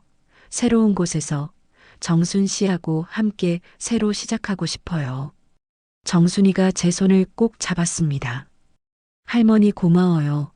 저도 함께 지내고 싶어요. 저희는 조용한 동네에 아담한 주택을 하나 임대했습니다. 방이 2개 있고 햇살이 잘 드는 작은 마당도 딸려 있었죠. 이삿짐을 옮기고 새 집을 꾸미는 동안 저는 정말 오랜만에 행복을 느꼈습니다. 새 집에서 한 달쯤 지났을까요? 강미숙 씨에게서 신이 난 목소리로 전화가 왔습니다. 정옥 씨, 우리 단체 드디어 구청에 등록 끝났어요. 이제 우리는 공식적인 비영리 단체예요. 어머, 정말요? 아이고, 잘 됐다. 그래서 이름은 뭐로 했어요? 노인 인권 지킴이요 어때요? 이름 괜찮죠? 좋아요. 정말 좋아요 딱이네요. 노인 인권 지킴이는 후원금을 모아 작은 사무실을 하나 얻었습니다. 그곳에 신고센터를 만들고 상담 전화를 받기 시작했죠. 저와 정순이는 매주 이틀씩 사무실로 출근했습니다. 전화가 오면 하소연을 들어주며 상담을 해주고 도움이 필요하면 직접 찾아가기도 했습니다. 어느 날 다급한 목소리의 한 여성에게서 전화가 왔습니다. 여보세요. 거기 노인 인권 지킴이죠? 제발 저희 엄마 좀 도와주세요. 엄마가 요양원에서 맡고 계신 것 같아요. 진정하시고 자세히 말씀해 주세요. 얼마 전에 면회를 갔더니 몸에 시퍼런 멍이 들어 있더라고요. 요양원에서는 자꾸 넘어지셔서 그렇다고 하는데 엄마가 요양사한테 맞았다고 저한테만 살짝 말씀하셨어요. 저는 즉시 정순이를 불렀습니다. 정순 씨, 아무래도 우리 지금 당장 그 요양원에 가봐야 할 것 같아요. 저희는 강미숙 씨와 함께 그 요양원으로 한달음에 달려갔습니다. 요양원 원장이 저희를 보고 경계하며 맞았습니다. 어쩐 일로 오셨습니까? 연락도 없이 강미숙 씨가 단호한 목소리로 말했습니다. 저희는 노인 인권 지킴이에서 나왔습니다. 이곳에서 학대 신고가 들어와서 사실 확인차 방문했습니다. 원장의 얼굴이 순간 하얗게 굳었습니다. 네, 학대 신고라니요? 무슨 그런 말도 안 되는. 우선 어르신들 계시는 방부터 좀 둘러봐야겠습니다. 저희는 요양원 안을 샅샅이 둘러봤습니다. 한 할머니가 침대에 힘없이 누워 계셨는데 팔뚝에 선명한 멍 자국이 있었습니다. 저는 조심스럽게 다가가 물었습니다. 할머니, 괜찮으세요? 팔은 왜 다치셨어요? 할머니가 주변 눈치를 살피며 떨리는 목소리로 말했습니다. 요양사가 내가 밥 투정한다고 말을 안 듣는다고 꼬집고 때렸어요. 저는 순간 가슴속에서 뜨거운 분노가 치밀어 올랐습니다. 정순이가 재빨리 카메라를 꺼내 멍 자국 사진을 찍기 시작했습니다. 강미숙 씨가 원장을 불렀습니다. 원장님, 저희는 지금 당장 구청하고 경찰에 정식으로 신고하겠습니다. 원장이 당황하며 저희를 막아섰습니다. 잠깐만요. 이건 오해입니다. 오해라고요. 오해가 아닙니다. 저희에게는 증인과 증거가 다 있습니다. 저희는 그 자리에서 즉시 경찰에 신고했습니다. 곧 경찰과 구청 공무원들이 들이닥쳤죠. 조사 결과 그 요양원의 여러 어르신들이 상습적인 폭언과 폭행에 시달렸다는 사실이 밝혀졌습니다. 결국 그 요양원은 영업 정지 처분을 받았습니다. 며칠 후 저희의 이야기가 신문에 대문짝만하게 났습니다. 강미숙 씨가 신문을 보며 제 손을 잡았습니다. 정옥 씨, 우리가 해냈어요. 우리가 어르신들을 구한 거예요. 저는 가슴 벅찬 뿌듯함을 느꼈습니다. 저처럼 힘없는 늙은이도 누군가를 도울 수 있다는 사실이 신기하기까지 했습니다. 이제야 비로소 제 인생이 새로 시작되는 것 같았죠. 집으로 돌아오는 길, 제 마음은 더없이 평화로웠습니다.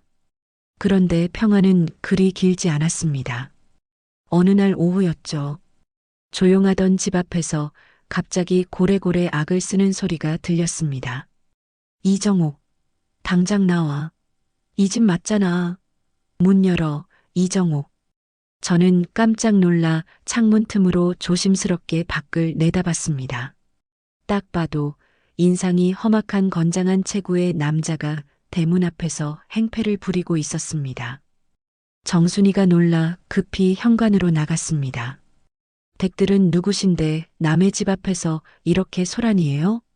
그러자 남자가 다짜고짜 정순이를 거칠게 밀치며 소리쳤습니다. 넌 뭐야? 비켜. 이정욱, 그 독한 할망구 어디 숨었어? 당장 끌어내. 저는 사시나무처럼 떨리는 다리로 현관문을 열고 나섰습니다. 제가 이정욱인데 누구시죠? 남자가 저를 보자마자 잡아먹을 듯이 노려봤습니다. 내 하나뿐인 동생 인생을 아주 박살을 내놓고 이제 와서 편하게 발 뻗고 잠이 와? 네, 동생이라니요? 그때 뒤에 있던 여자가 팔짱을 끼고 앞으로 척 나섰습니다. 누구긴 누구야? 우리 귀한 딸 미진이지. 당신 때문에 내 금쪽 같은 딸이 지금 차가운 감옥에 갇혔다고. 이 늙은 여우 같은 게. 저는 순간 숨이 턱 막혔습니다. 바로 며느리 미진이의 엄마와 오빠였던 거죠. 남자가 제 턱 밑까지 한 발짝 다가왔습니다. 좋게 말할 때 우리 미진이가 감옥에서 고생한가? 합의금 두둑하게 내놔. 그러면 조용히 넘어가 줄게. 안 그러면 앞으로 험한 꼴 보게 될 줄 알아. 정순이가 재빨리 제 앞을 막아서며 소리쳤습니다. 지금 이게 무슨 행패예요? 협박하시는 겁니까? 당장 경찰 부를 거예요. 정순이가 분노하며 휴대폰을 꺼내 들었습니다. 그러자 남자가 코웃음을 쳤습니다. 경찰? 어디 한번 불러봐. 우리는 그냥 사돈 어른이랑 대화하러 온 건데 왜? 여자가 저를 향해 손가락질하며 악을 썼습니다. 우리 착한 딸이 오죽했으면 그런 짓을 했겠어요. 다 당신 같은 악독한 시어머니가 매정하게 구박하고 돈 한 푼 안 주니까 그런 거 아니에요. 저는 너무나 어이가 없어서 말문이 막혔습니다. 제가 구박을 했다고요? 남자가 다시 버럭 소리를 질렀습니다. 시끄럽고 일주일 안에 합의금 5천만 원 준비해. 안 그러면 앞으로 매일같이 와서 개망신 시켜줄 테니까. 정순이가 112 버튼을 눌렀습니다. 여보세요? 경찰서죠? 지금 저희 집 앞에서 웬 사람들이 와서 행패를 부리고 그제야 미진이 엄마와 오빠는 혀를 차며 차를 타고 사라졌습니다. 경찰이 출동했지만 이미 그들은 쥐새끼처럼 사라진 뒤였습니다. 그날 이후 그들의 협박은 현실이 되었습니다. 정말로 그들은 이틀이 멀다 하고 저희 집 앞에 나타나 고함을 지르고 욕설을 퍼부었습니다. 저는 무서워서 외출조차 할 수 없었습니다. 창밖에서 부스럭 소리만 나도 그들이 온 것 같아 깜짝깜짝 놀랐습니다. 결국 정순이가 유기현 변호사에게 연락했습니다. 사흘 후 유기현 변호사가 저희 집으로 찾아왔습니다. 할머니 너무 걱정 마세요. 제가 법원에 접근 금지 가처분 신청을 해두었습니다. 곧 결정이 날 겁니다. 정말요? 변호사님, 그럼 그 사람들이 이제 안 올 수 있는 건가요? 네, 법원 결정이 나면 할머니 반경 100m 이내로는 접근이 금지됩니다. 만약 이걸 어기면 바로 형사처벌을 받게 돼요. 이틀 후 정말 법원에서 결정이 났습니다. 미진이의 오빠와 어머니는 더 이상 저에게 100m 이내로 접근할 수 없게 되었죠. 저는 그제야 조금 안심했습니다. 하지만 그 안심은 그리 오래가지 못했습니다. 일주일 후였습니다. 저는 정순이와 함께 오랜만에 시장에 장을 보러 갔습니다. 채소 가게 앞에서 한참 콩나물을 고르고 있는데 갑자기 등 뒤에서 누군가 저를 아주 세게 밀쳤습니다. 아! 저는 앞으로 고꾸라지며 그대로 바닥에 넘어졌습니다. 급하게 손으로 바닥을 짚었는데 손목에서 뚝 하는 소름 끼치는 소리가 났어요. 할머니, 정순이가 비명을 지르며 달려왔습니다. 저는 극심한 고통에 비명을 질렀습니다. 아! 손목이. 정순이가 놀라 뒤를 돌아봤지만 저를 밀친 범인은 이미 인파 속으로 사라진 뒤였습니다. 저는 곧바로 병원 응급실로 실려갔습니다. 다행히 뼈가 부러진 것은 아니었지만 인대가 심하게 늘어나 전치 4주 진단을 받았습니다. 의사가 퉁퉁 부은 제 손목에 깁스를 해주며 말했습니다. 한 달은 절대 무리하시면 안 됩니다, 할머니. 정순이가 분을 사귀지 못하고 경찰에 신고했습니다. 미진이의 오빠는 CCTV 증거와 목격자 진술로 결국 유죄가 인정되었죠. 하지만 고작 벌금형만 받고 풀려났습니다. 저는 실망했지만 어쩔 수 없는 일이었습니다. 그런데 저를 더 힘들게 하는 일이 생겼습니다. 어느 날 정순이가 노트북을 들고 제 방으로 들어왔습니다. 표정이 아주 어두웠습니다. 할머니 마음 단단히 먹고 이거 보셔야 할 것 같아요. 정순이가 제게 화면을 보여주었습니다. 저희 동네 사람들이 자주 이용하는 지역 온라인 커뮤니티에 장문의 글이 올라와 있었습니다. 파렴치한 시어머니 이정옥이라는 사람 때문에 한 가정이 완전히 파탄났습니다.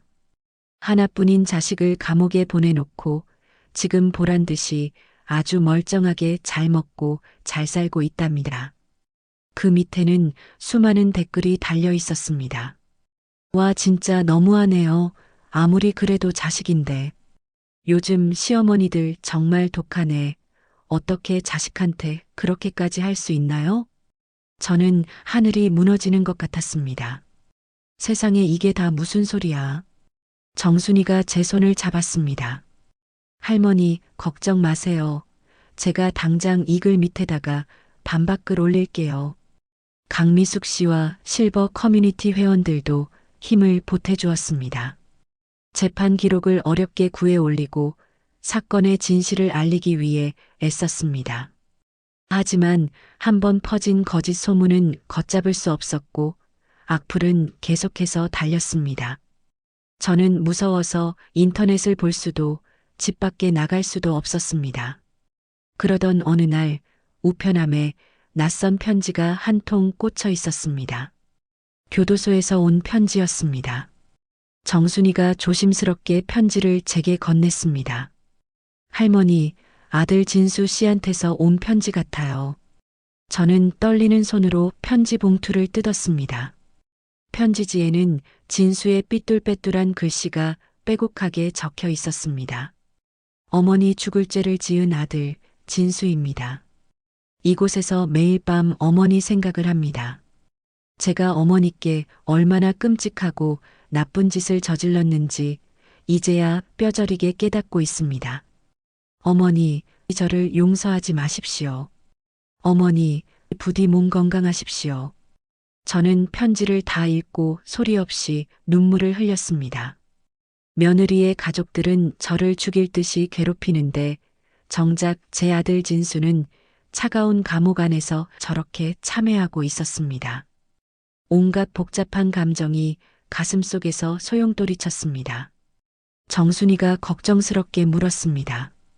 할머니, 괜찮으세요? 저는 고개를 끄덕였습니다. 응, 괜찮아. 그냥 마음이 너무 복잡해서 그래. 며칠 후 유기현 변호사가 아주 좋은 소식을 가지고 왔습니다. 할머니, 제가 미진 씨 가족이 인터넷에 올린 허위사실 유포글을 명예훼손으로 고소했습니다. 그리고 언론사에 협조를 구해 재판 기록 전문을 인터넷에 공개했어요. 네. 그래서 어떻게 됐어요? 여론이 하룻밤 사이에 완전히 뒤바뀌었습니다. 사람들이 이제야 진실을 알게 된 거죠. 유기현 변호사가 노트북을 보여주었습니다. 그 글 밑에 댓글들이 완전히 바뀌어 있었습니다. 세상에, 진실을 전혀 몰랐네요. 할머니께 정말 죄송합니다. 힘내세요. 저는 그제야 안도의 한숨을 쉬었습니다. 그리고 경찰이 미진이의 오빠와 엄마를 경찰서로 불러 아주 엄중하게 경고했다고 합니다. 한 번만 더 할머니를 괴롭히면 그때는 구속수사도 불사하겠다고요. 그 후로 며느리 가족의 지긋지긋한 괴롭힘은 마침내 멈췄습니다. 한 달쯤 지났을 때 강미숙 씨에게서 전화가 왔습니다. 정옥 씨, 우리 이번 주말에 다 같이 1박 2일로 여행 가요. 근교에 아주 좋은 온천이 있대요. 여행이요? 아이고, 저는 됐어요. 무슨 소리예요? 정옥 씨 기운 내시라고 우리 실버 커뮤니티 회원들이 십시일반 돈을 다 모았다고요.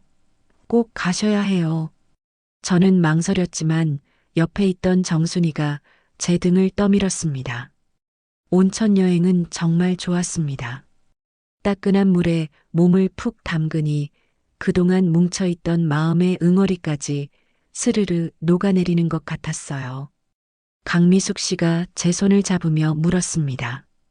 정옥 씨 이제 좀 어때요? 기분이 좀 나아졌어요? 저는 정말 오랜만에 환하게 웃으며 대답했습니다. 네, 정말 많이 좋아졌어요. 다 여러분 덕분이에요. 온천에서 돌아온 후 저는 정말로 마음이 한결 가벼워진 것을 느꼈습니다. 더 이상 악몽을 꾸지도 않았고 밤에도 깊은 잠을 잘 수 있게 되었죠. 저는 그렇게 아주 조금씩 저만의 평화를 되찾아가고 있었습니다. 시간이 무심히 흘렀고 평화로운 삶을 살던 어느 날 유기현 변호사에게서 연락이 왔습니다. 할머니, 놀라지 말고 들으십시오. 아드님 진수 씨가 곧 출소합니다. 저는 심장이 쿵하고 떨어지는 것 같았습니다. 네, 벌써요? 네, 정확히 한 달 후입니다. 제가 혹시 모를 상황에 대비해서 법원에 접근 금지 명령을 미리 신청해 두었습니다. 할머니를 보호해야 하니까요. 고맙습니다. 변호사님, 정말 고맙습니다. 드디어 진수가 출소하던 날 유기현 변호사에게서 전화가 왔습니다. 할머니, 너무 걱정하지 마십시오. 진수 씨가 교도소에서 나오자마자 한 종교단체에서 운영하는 갱생시설에 바로 입소했다고 합니다. 당분간 거기서 생활하면서 기술도 배울 거라고 합니다. 아, 네. 그리고 보호관찰관 입회하에 할머니께는 절대 접근하지 않겠다는 서약서까지 쓰고 들어갔다고 합니다. 저는 그 말을 들으면서도 마음이 참 복잡했습니다. 진수가 정말 변할 수 있을까? 그렇게 한 달쯤 지나 진수에게서 또다시 편지가 왔습니다. 어머니, 저 무사히 출소했습니다. 지금은 갱생시설이라는 곳에서 제과제빵 기술을 배우고 있습니다. 매일 새벽마다 어머니께 지은 죄를 용서해달라고 어머니의 건강을 위해 기도합니다. 어머니, 부디 몸 건강하십시오. 저는 그 짧은 편지를 읽고 또 읽었습니다. 정순이가 옆에서 조심스럽게 물었습니다. 할머니, 이번에는 답장 쓰실 거예요? 저는 그 질문에 선뜻 대답하지 못하고 일주일을 꼬박 앓았습니다. 그리고 일주일 만에 저는 떨리는 손으로 펜을 들었습니다. 진수야, 용서는 아직 엄마에게는 너무 어려운 일이다. 하지만 네가 그곳에서 진심으로 뉘우치고 새로운 사람으로 변하기를 멀리서나마 바라고는 있다. 엄마가 편지를 붙이고 돌아서는 길, 이상하게도 마음이 조금은 가벼워진 것 같았습니다. 나중에 유기현 변호사에게서 들으니 진수가 제 편지를 받아들고 아이처럼 엉엉 울었다고 합니다. 그리고 그날 이후로 정말 더 열심히 빵 만드는 기술을 배우고 있다고 했습니다. 노인 인권 지킴이 활동은 하루가 다르게 점점 커졌습니다.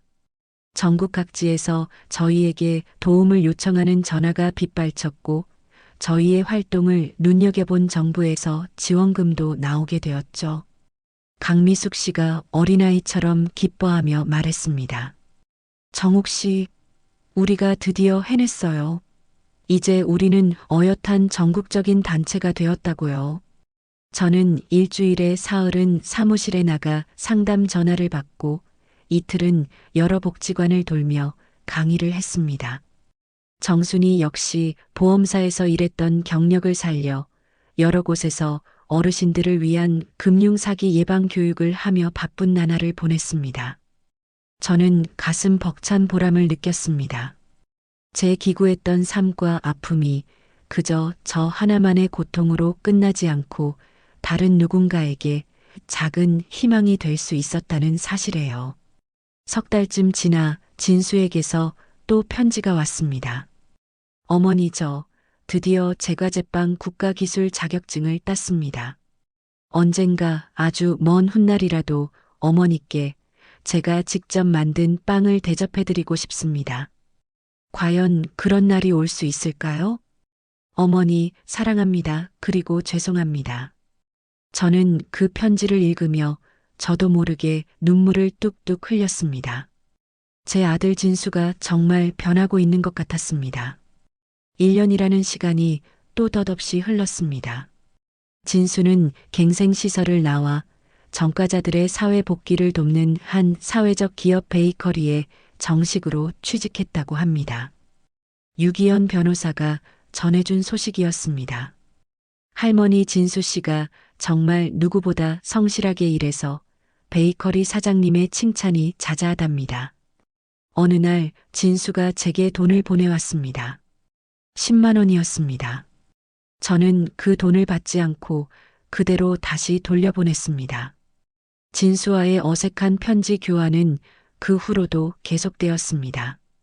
한 달에 한 번쯤 잊을만 하면 편지가 왔죠. 진수는 자신의 소소한 일상 이야기, 새롭게 배운 것들, 그리고 매일같이 반성하는 마음을 구구절절 적어 보냈습니다. 저는 늘 그랬듯 짧게 잘 지내라는 답장을 보냈습니다. 그러던 어느 날 저희 집으로 커다란 택배 상자가 하나 배달되었습니다. 보낸 사람은 진수였습니다. 저는 떨리는 손으로 상자를 열었습니다. 상자 안에는 갓 구운 듯 고소한 냄새를 풍기는 여러 종류의 빵들이 가득 들어 있었습니다. 그리고 그 밑에는 작은 편지가 한 통 들어 있었죠. 어머니, 제가 새벽부터 일어나 직접 만든 빵입니다. 보호관찰관님의 특별 허락을 받고 용기를 내어 보냅니다. 부디 맛있게 드셔주세요. 어머니, 정말 사랑합니다. 저는 빵을 하나 꺼내 조심스럽게 한 입 베어 물었습니다. 부드럽고 달콤한 맛이 입안에 퍼졌습니다. 이상하게도 자꾸만 눈물이 났습니다. 정순이가 옆에서 미소 지으며 말했습니다. 할머니, 정말 맛있네요. 응, 그러네, 맛있네. 저는 그 빵을 혼자 먹을 수가 없어 실버 커뮤니티 모임에 전부 다 들고 갔습니다. 회원들과 함께 빵을 나눠 먹었죠. 강미숙 씨가 눈을 동그랗게 뜨며 물었습니다. 어머, 정옥 씨, 이 빵 도대체 어디서 샀어요? 이렇게 맛있는 빵은 정말 처음 먹어보네. 저는 잠시 망설이다가 아주 작은 목소리로 대답했습니다. 제 아들 진수가 직접 만들어서 보낸 거예요. 순간 시끄럽던 사무실에 정적이 흘렀습니다. 강미숙 씨가 제 손을 따뜻하게 잡았습니다. 정옥 씨 아드님이 정말 많이 변했나 봐요. 그런 것 같아요, 정말로. 그날 밤 저는 진수에게 조금은 다른 답장을 썼습니다. 진수야, 네가 보낸 빵 잘 받았다. 아주 맛있었다. 앞으로도 계속 그렇게 열심히 살아라. 저는 여전히 진수를 직접 만날 준비가 되지 않았습니다. 하지만 제 마음속 단단하게 얼어붙었던 강이 아주 조금씩, 정말 아주 조금씩 녹아내리고 있었습니다.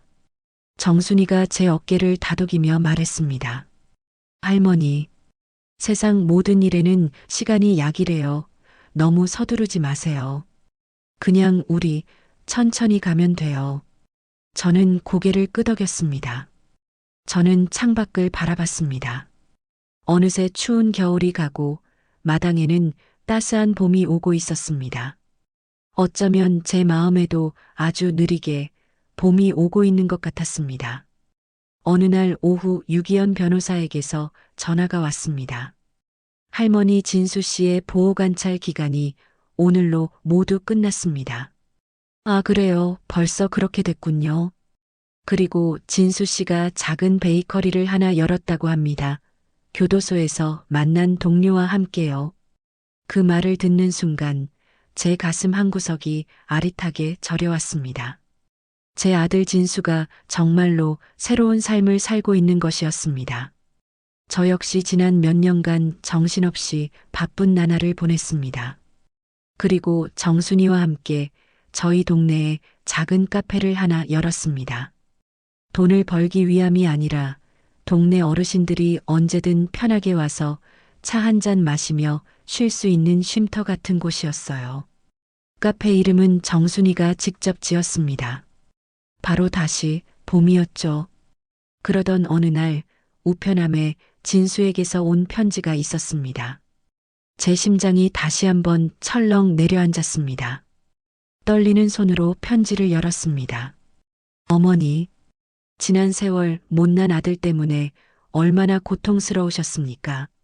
저는 작은 베이커리를 하나 열었습니다. 아주 작고 초라하지만 제 피와 땀으로 일궈낸 저의 첫 가게입니다. 어머니 염치 없는 부탁인 줄 알지만 어머니를 한번 뵙고 싶습니다. 혹시 괜찮으시다면 제 가게로 한번 와주실 수 있겠습니까? 어머니께 제가 만든 빵을 꼭 한번 대접하고 싶습니다. 죄인 진수올림. 저는 그 편지를 손에 쥔 채 한참을 앉아 있었습니다. 그렇게 꼬박 일주일을 고민하고 또 고민했죠. 정순이가 제 손을 잡으며 말했습니다. 할머니, 한번 가보시는 게 어때요? 이제는 괜찮지 않을까요? 제가 꼭 같이 갈게요. 그 말을 듣고 찾아온 강미숙 씨도 제 등을 떠밀었습니다. 맞아요. 정옥 씨, 우리가 옆에서 든든하게 지켜줄게요. 우리 같이 가요. 저는 마침내 아주 힘겹게 결심했습니다. 네, 가볼게요. 일주일 후, 저는 정순이와 강미숙 씨와 함께 진수의 가게로 향했습니다. 낯선 주택가 골목에 있는 아주 작은 가게였죠. 낡은 유리문 위로 새 출발 베이커리라는 소박한 간판이 걸려 있었습니다. 저는 아주 큰 심호흡을 한번 하고 굳게 닫힌 문을 열었습니다. 어서 오세요. 카운터 뒤에서 반죽을 하던 진수가 고개를 들었습니다. 진수는 많이 야위고 머리에는 서리처럼 하얀 머리카락이 군데군데 섞여 있었습니다. 진수가 저를 보더니 그 자리에 그대로 굳어버렸습니다. 눈이 믿을 수 없다는 듯이 커졌습니다. 엄마. 진수가 허둥지둥 앞치마를 벗어 던지며 카운터 밖으로 나왔습니다. 그리고는 제 앞에 와서 아무 말도 못하고 깊이, 아주 깊이 허리를 숙였습니다. 엄마 와주셔서 정말 감사합니다. 진수의 목소리가 심하게 떨리고 있었습니다. 곧이어 진수는 제 앞에 소리 없이 무릎을 꿇었습니다. 엄마, 제가 죽을 죄를 지었습니다. 평생 속죄하며 살겠습니다. 진수가 차가운 바닥에 이마를 대고 흐느꼈습니다. 저는 말없이 무릎 꿇은 진수를 내려다봤습니다. 그때 진수의 손이 보였습니다. 반죽을 하느라 온통 밀가루가 묻은 손, 거칠고 상처로 얼룩진 손, 지난 몇 년간 빵을 만들며 얼마나 많은 노력을 했을지 짐작이 가는 손이었습니다. 저는 아주 천천히 입을 열었습니다. 용서는 아직도 이 엄마에게는 쉽지 않은 일이야. 진수의 어깨가 가늘게 떨렸습니다. 하지만 네가 지난 몇 년간 진심으로 뉘우치고 변했다는 것은 인정하마. 그러니 이제 그만 일어나라. 진수가 천천히 고개를 들었습니다. 두 뺨 위로 뜨거운 눈물이 하염없이 흘러내리고 있었죠. 엄마, 어서 일어나. 네가 만들었다는 그 빵, 어디 맛이나 좀 보자. 진수가 그제야 비틀거리며 일어나 소매로 눈물을 닦았습니다. 네, 엄마, 제가 제일 자신있게 만든 빵들이에요. 진수가 정성껏 만든 여러 종류의 빵을 내왔습니다. 정순이가 어색한 침묵을 깨며 말했습니다. 어머, 빵이 정말 맛있네요. 진수 씨, 솜씨가 아주 좋으시네요. 진수가 오랜만에 수줍게 웃었습니다. 아닙니다. 감사합니다. 정말 열심히 배웠습니다. 강미숙 씨도 고개를 끄덕이며 거들었습니다. 이 정도 솜씨면 금방 입소문 나서 장사 아주 잘 되겠어요. 1시간쯤 지나고 저희는 자리에서 일어났습니다. 진수가 커다란 빵 상자를 제게 내밀었어요. 엄마, 이거 제가 따로 챙겨놓은 거예요. 꼭 가져가세요. 저는 말없이 그 상자를 받았습니다. 그래, 고맙다. 엄마, 혹시 다음에 또 와주실 수 있어요? 저는 잠시 진수의 눈을 바라보다가 대답했습니다. 그래, 가끔 들르마. 진수의 얼굴이 순간 환하게 밝아졌습니다. 고맙습니다, 엄마. 그 후로 저는 약속대로 한 달에 한 번쯤 진수의 가게에 들렀습니다. 물론 오래 머물지는 않았죠. 빵을 사고 차 한 잔을 마시고 금방 돌아왔습니다. 진수의 베이커리는 강미숙 씨의 말대로 정말 입소문이 났습니다. 나중에는 지역 신문에도 작게 소개되었죠. 과거를 딛고 새 출발에 성공한 남자들이 운영하는 정직한 빵집이라고요. 어느덧 세월이 흘러 제 78번째 생일이 다가왔습니다. 실버 커뮤니티 회원들이 저를 위해 조촐한 생일 파티를 준비해 주었습니다. 강미숙 씨가 제게 조심스럽게 물었습니다. 정옥 씨, 혹시 아드님도 초대하면 어떨까요? 저는 잠시 망설이다가 아주 작게 고개를 끄덕였습니다. 그래요, 오라고 해요. 생일 파티 날 저를 아끼는 많은 사람들이 저희 카페 다시 봄에 모였습니다. 정순이, 강미숙 씨, 유기현 변호사, 그리고 실버 커뮤니티 회원들, 그리고 진수도 왔습니다. 진수는 자신이 직접 만든 아주 커다란 생일 케이크를 들고 왔죠. 엄마, 생신 진심으로 축하드려요. 케이크 위에는 촛불이 환하게 빛나고 있었습니다. 모두가 저를 위해 생일 축하 노래를 불렀습니다. 저는 촛불을 불며 딱 한 가지 소원을 빌었습니다.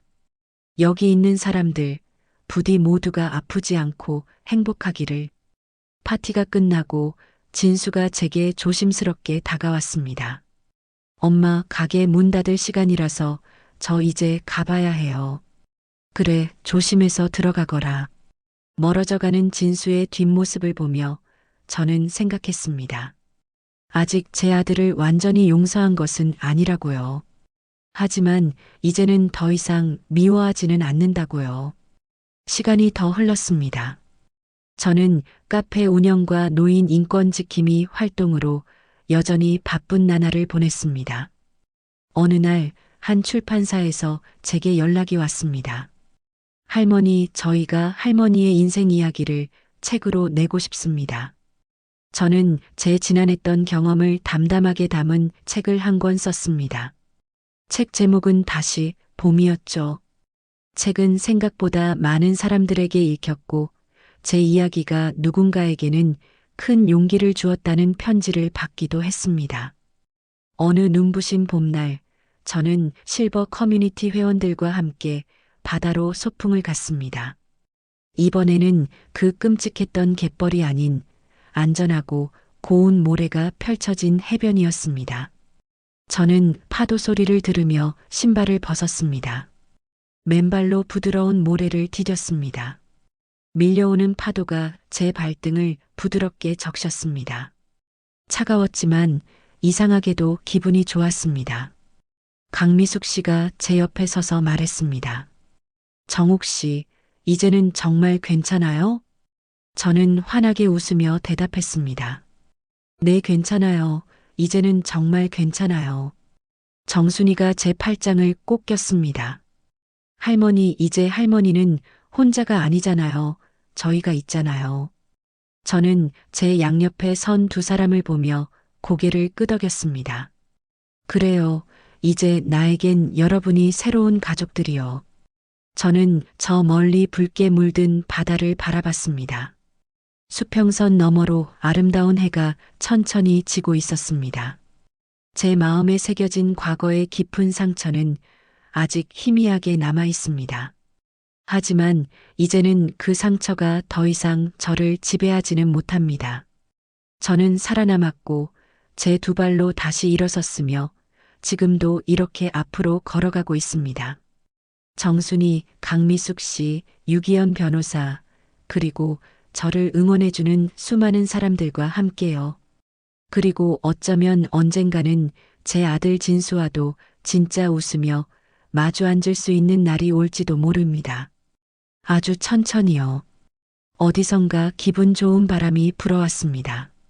제 뺨을 스치는 따뜻한 봄바람이었습니다. 저는 가만히 눈을 감고 그 바람을 느꼈습니다. 저는 자유로웠고 평화로웠습니다. 이제야 비로소 저의 새로운 삶이 시작되었습니다. 제 인생의 진정한 봄이 마침내 왔습니다. 여러분, 저 이정욱의 이야기를 끝까지 들어주셔서 정말 감사합니다. 저는 갯벌에서 죽을 뻔했지만 다시 살아났습니다. 그리고 배웠습니다.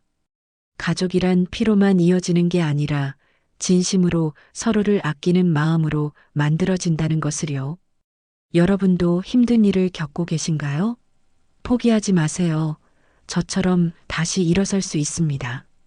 그리고 저처럼 새로운 봄을 맞이할 수 있습니다. 이야기를 끝까지 들어주신 분이 계시다면 잘 들었다고 댓글 하나만 남겨주세요. 감사합니다.